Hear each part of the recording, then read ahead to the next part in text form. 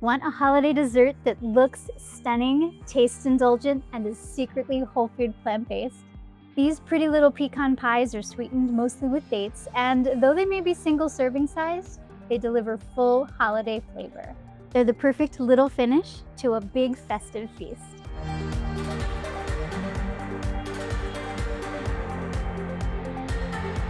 Hello friends, Stephanie here. I can honestly say these mini pecan pies are among my favorite desserts of all time. The richness of the pecans pairs perfectly with the natural sweetness of dates for the ultimate finale to a beautiful holiday meal. Stick around and I'll teach you how to make 12 of them at once in a standard muffin tin, complete with an adorable acorn and leaf decoration on top of each one. Then stay tuned for my next video where I'll show you how to make your own homemade plant-based vanilla cinnamon ice cream to serve atop these pretty little pies. Subscribe now so you won't miss it. So let's get started. We've got some preliminary steps to get out of the way first. Measure 2 cups of pitted dates and place them into a heat-proof bowl. Then cover the dates with some hot water. I usually use my kettle for this. And then set these aside to soften. It usually doesn't take very long, maybe 15 or 20 minutes depending on how dry your dates were to begin with. Now I'm going to show you how to make your own pecan butter. It's just like peanut butter or almond butter, but made from pecans, obviously. And if you've never tried pecan butter before, you are in for such a treat. It's by far my favorite nut butter. The flavor is outrageously decadent. I would almost describe it as luxurious. And this is really easy to do. Measure 2 cups of pecans, and then transfer them to the small bowl of your food processor. Then set the lid in place and begin to process them. At first, they'll become crumbly, so you may need to stop the machine and scrape down the sides of the bowl a little bit. But then just let the machine keep running, and eventually the pecans will become smooth and semi-liquid, just like any other nut butter. Next, we'll measure out another cup of pecans. And we'll chop these into smaller pieces, and then transfer them to a dry frying pan. And we'll just toast these in a dry pan for a few minutes, stirring them very frequently. Now please take my advice on this. Don't do anything else while you're toasting the pecans. They can go from toasted to burned so quickly, and it's so sad when that happens. So just keep your focus on them. It should only take a few minutes, and that way you'll get perfectly toasted pecans. Just keep moving them until they are golden and fragrant. Once the dates have softened, drain away their soaking water, and then transfer them to the larger bowl of your food processor. Then measure a half a cup of your pecan butter, and then transfer that to the food processor as well. If your original 2 cups of pecans yielded more than a half cup of pecan butter, then transfer the rest to an airtight food storage container and keep it in the fridge. I think you'll love this spread over a piece of toasted sourdough, or even better, a cinnamon raisin bagel. Then add 3 tablespoons of maple syrup, 2 teaspoons of vanilla extract, and then just a pinch of salt. And then process these ingredients until they form a smooth puree. And then add 2 teaspoons of arrowroot powder. Arrowroot is an herb that will help the pie filling thicken and firm up as it bakes. And if your pie filling looks a little thick at this point, add a tablespoon or 2 of water to help incorporate the arrowroot powder evenly. Then transfer the date and pecan puree mixture to a mixing bowl. And fold in the toasted pecans. The filling mixture smells incredible, and we haven't even baked it yet. And we'll set this aside for now.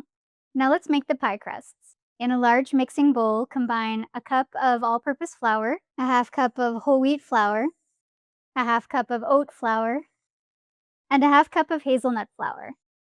Ground hazelnuts add a really delicious nutty flavor element to the pie crusts.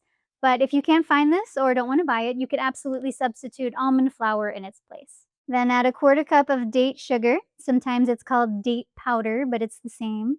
1 teaspoon of ground cinnamon, and a quarter teaspoon of salt. Then stir all the dry ingredients together until they're well combined. Next, we'll add 3/4 of a cup plain unsweetened plant-based Greek yogurt. You might remember that I used this yogurt in the dough for my savory harvest galette recipe, a delicious plant-based holiday main course that makes a stunning centerpiece for your dining table. So check that out if you missed it. Traditional pie crust recipes call for butter, but this yogurt makes a healthy plant-based alternative that keeps the pie crust moist while also adding a boost of plant-based protein to the recipe as well. And we'll add a teaspoon of vanilla extract. Then cut the yogurt into the dry ingredients. The most effective tool for this is called a pastry cutter or a pastry blender. And we'll just press the yogurt into the flour until it forms a shaggy consistency. Now add water. Start with half a cup and then stir it in until the dough starts to form a cohesive ball that has picked up most or all of the loose flour in the bowl. Then lightly flour your hands and then begin kneading the dough until it's smooth. And when it's ready, it'll look a little something like this. Now cover the dough and let it rest for a bit, or if you'd like to, you can pause the recipe here, stick the dough in the fridge, and then resume the recipe tomorrow. Preheat the oven to 375 degrees Fahrenheit and then drop 12 parchment baking cup liners into the wells of a standard muffin pan. Cover your work surface with parchment paper and lightly sprinkle it with flour. Press the dough out into a disc with your hands, then lay it down on your work surface and press it out even further. Grab a rolling pin and then roll out the dough until it's roughly 1/8 of an inch thick all the way across. Grab a pint glass from your cabinet and we'll use the rim as a cookie cutter to form 12 pie crust circles. Press it all the way to the surface and then give it a brief twist to fully perforate the dough. Then if you've got them, grab 2 cookie cutters. I really love these little ones in the shape of an acorn and a leaf, and they've got stamps so that you can make impressions on the top of your cutouts as well. You can pick these up on Amazon, and I'll drop a link below in the description so you can pick some up too if you want them. Make 12 cutouts of each shape in the remaining dough. And then you can just pull these apart and lay them out on your parchment papers. Keep any dough scraps you have and roll them into a ball. Then you can save this and use it later to make little cookies that go great with tea. Taking one pie crust circle at a time, press it to an even thinner disc with your fingers. Then gently place it into the center of each muffin well and press the dough in so that it covers the entire bottom and extends up the sides. And then continue working like this until you've placed all 12 circles. Now return to your pie filling and divide it evenly among the 12 pie crusts. Use a silicone spatula to smooth the filling out across the top of each pie. Then gently place one leaf cutout and one acorn cutout on top of each pie, slightly overlapping and touching the edge of the pie so it rests on the outer crust. Don't they look so pretty? Then for one last decorative touch, put a little maple syrup into a small bowl and using a silicone pastry brush, lightly brush each of the top crust elements with a little bit of maple syrup. Not only does this add a touch of sweetness, but it also helps the leaves turn a golden brown in the oven so that they become even prettier. And now these are ready to bake. We'll slide the pan into the preheated oven and bake them for 22 to 25 minutes or until the tops are golden and bubbling. Once they've baked, remove them from the oven and set them aside to cool until they're safe enough to handle. Before serving, of course, you can remove the parchment baking cup liners and place them on a serving dish or center one on a dessert plate for each of your guests. Look how pretty they are.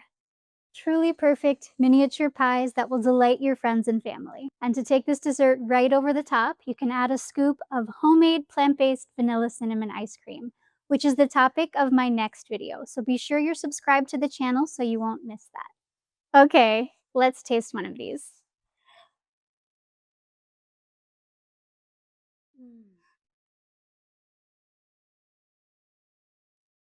Yum. This is my idea of the perfect dessert. Rich and delicious, just slightly sweet, and absolutely amazing. I'm just gonna eat it with my hands. Mm. You'll find the full recipe in the description below this video, as well as on the Green Sage food blog, where you can also download a printable copy of the recipe for your collection. And if you have any questions, please drop them below in the comments and I'll do my best to answer them. When you make these mini pecan pies, please remember to snap a photo, share it on social media, and tag me at Green Sage Life so I can see it. I would love to admire your edible masterpiece and cheer you on.